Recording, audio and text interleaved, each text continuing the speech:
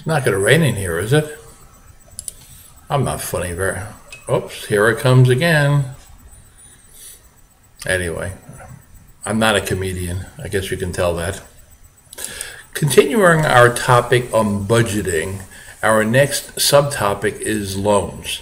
The first thing we should keep in mind is that generally it is not good to borrow money. Borrowing money often leads to problems.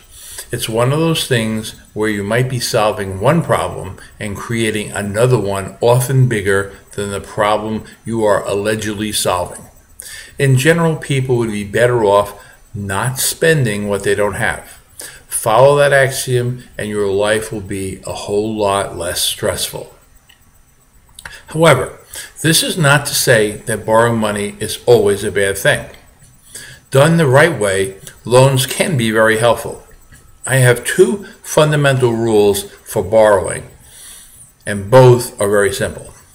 The first is that you must have a good reason for borrowing. It's amazing how many loans are made for awful reasons. To finance your home would be a very good reason, as would be financing your education. Loans are quite instrumental in funding new enterprises. So if you're entrepreneurial and think that you have a real good idea, loans can be quite helpful in getting started.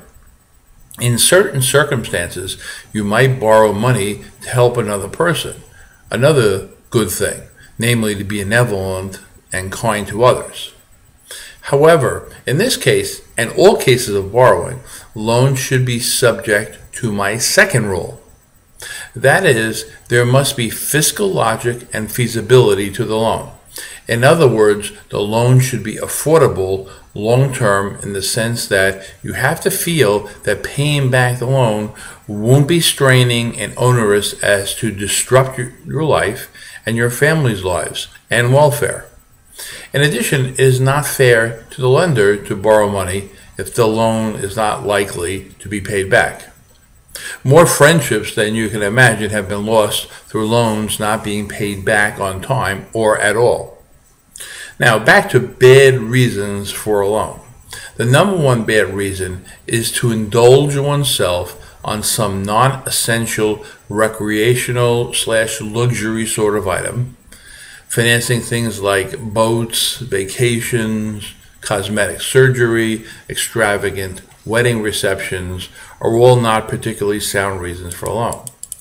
There is nothing wrong with any of these. However, being able to pay for them with your current resources is really the best way. In general, don't spend what you don't have. Now, let's consider my second rule, affordability. In this case, we might have to project our expected cash flows longer than the usual budgeting. For example, if we're buying a house with a 30-year mortgage and the mortgage payment is $2,500 monthly, then maybe if the family income is $65,000 a year, then such a loan may not be a great idea. You probably are not going to be approved anyway, but even if the family income is $100,000 a year, it may not be a great thing, even though $2,500 monthly is marginally affordable. You have to consider things like kids, because although having kids is great and a fundamental part of the family unit in society, kids can be expensive. So making $100,000 with no kids is a lot different from making $100,000 with 4 kids, or even 2 kids, or 1 kid. In taking on these big long-term loans, one must use reasonable and conservative assumptions when estimating future income for the family over this long period of time, as well as estimates for future expenses. Assuming aggressive future increases in income could prove problematic if those increases don't occur. In addition, have you considered all the expenses in owning a home? People always say, oh, but I'm not paying rent when they're purchasing a home. But you are paying insurance, property taxes, association fees, maintenance fees, and repairs.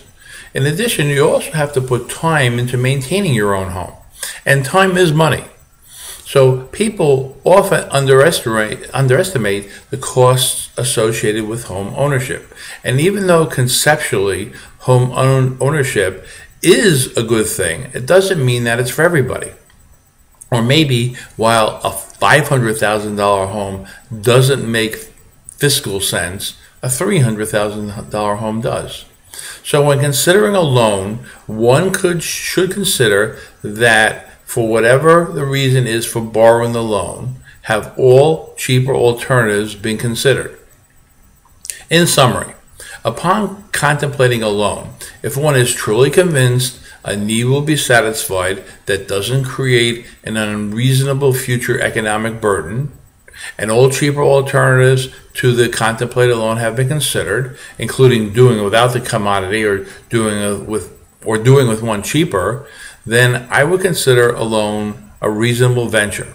So therefore, I am clarifying what I said at the beginning, that although it is generally not good to borrow money and not good to spend what you don't have, there are exceptional cases where upon doing prudent analysis, a loan might make sense and can lead to an improved quality of life. But be careful. Thank you.